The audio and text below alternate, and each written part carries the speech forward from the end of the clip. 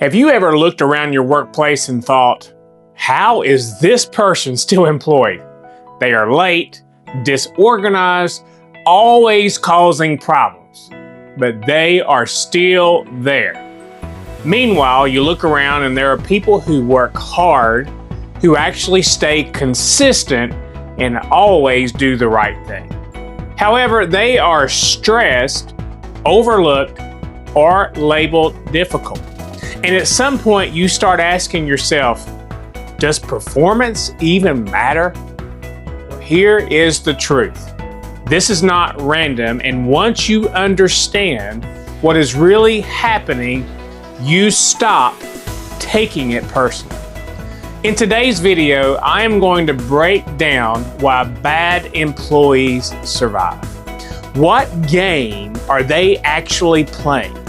And how you need to move once you see it clearly. So here is point number one. It's not a merit system.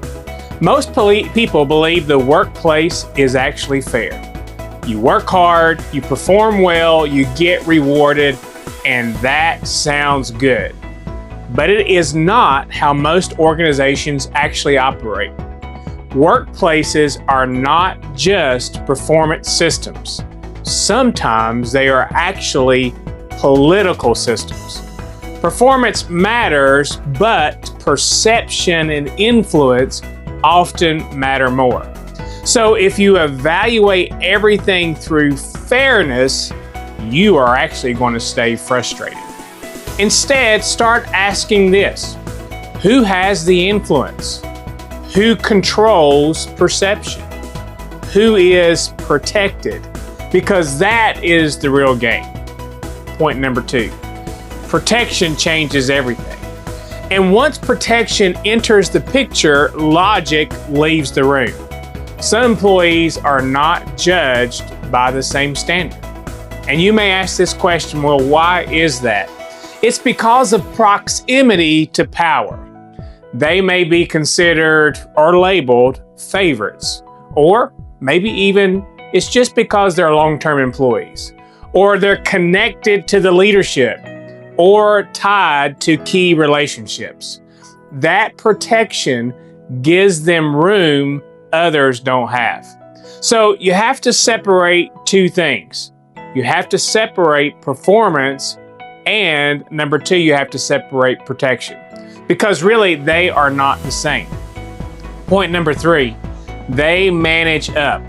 And I know here is where it gets frustrating. Leadership may be seeing a completely different person than you are. Bad employees often manage up very well. Why? Because they look polished, they respond quickly, they speak with confidence, so leadership actually sees competence, while the team is actually experiencing the chaos in the room. This is called image management. And whether we like it or not, it is actually a real workplace skill. Point number four, usefulness buys time. You see, a bad employee can survive for a long time if they are useful, if they bring in revenue, or maybe if they even hold key relationships or control important knowledge. Leadership will actually tolerate more. They usually do not fall until they become a liability to the organization, or maybe they don't fall because they're not a financial risk, however they may become that, or maybe they fall because they're a legal risk or a reputational risk to the organization. So when you see this, watch what the company truly values, because that tells you what gets protected. Point number five, firing is work. Many people say this, they can just fire them. Not exactly, because firing someone requires documentation. It requires HR involvement, legal risk, paperwork. Even at-will environments, it is not simple. So if someone is a problem, but maybe not an actually major risk, leaders may actually avoid dealing with it. Not because they necessarily agree, but simply because it is just easier. Point number five, or actually point number six, Quiet performers lose the narrative. And this is where high performers actually struggle. They believe my work will speak for itself, but in political environments, it often doesn't. Bad employees can control the narrative in a political environment. They speak first, they shift the blame, they reframe mistakes, and if you stay quiet, you lose positioning within the organization. You have to communicate your value, and communicate your value clearly, consistently, and on time. Point number 7. What's the real question?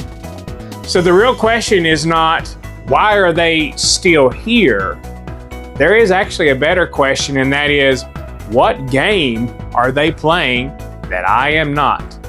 You see, once you understand the game inside the organization, you stop being shocked. You actually stop taking things personally, and you start moving strategically. So now you understand why bad employees can survive.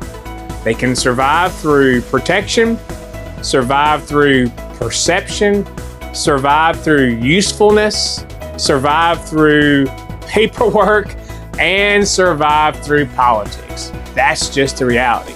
But once you see that clearly, you stop blaming yourself for outcomes that were never even about fairness. But I want to give you the next level. It's not just about spotting dysfunction, it's about recognizing how people subtly actually test and disrespect you. So if you have not watched it yet, I want you to go watch my video, How People Disrespect You Without Insults. And if this video has actually helped you see your workplace differently, please subscribe to my channel. I'm posting regular content every single week. And I want you to tell me in the comments of this video, what have you seen in your workplace? As we serve together, Dr. Jeff.